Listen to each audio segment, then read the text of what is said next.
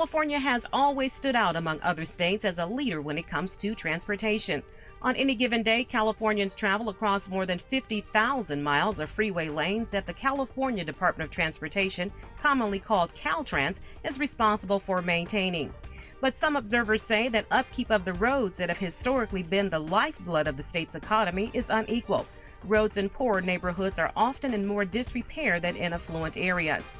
In response, Assemblymember Mike Gibson, a Democrat from Carson and chair of the Joint Legislative Audit Committee, has requested an investigation of CalTrans. Why is Compton, Carson, Watts, Gardena, Long Beach looking differently from Bellflower, from Cerritos, from affluent areas on the west side, and Beverly Hills and Ranchos Palos Verdes? These are all cities still in the state of California, but if you drive down those communities and those roads, they are in great conditions.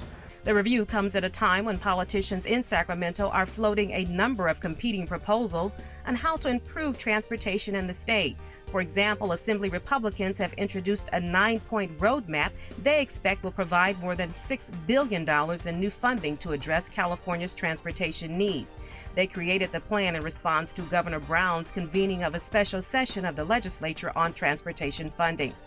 While each group's plan has a different focus and vision for what the future of transportation should look like in the state, for many Black Caucus members, fixing inequities in the current system is a more pressing concern.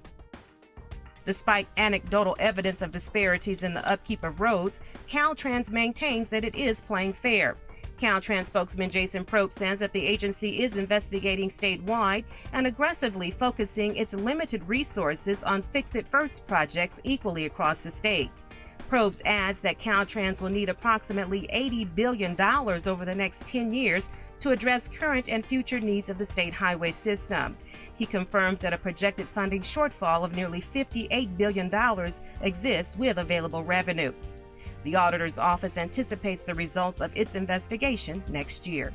There's a need that needs to be met, and that is to repair the roads and infrastructure of our state. And so if you look at individuals in my district, if there was a ballot, I believe they would support it for the simple fact because they're the ones who've been victims of what has transpired in terms of our roads.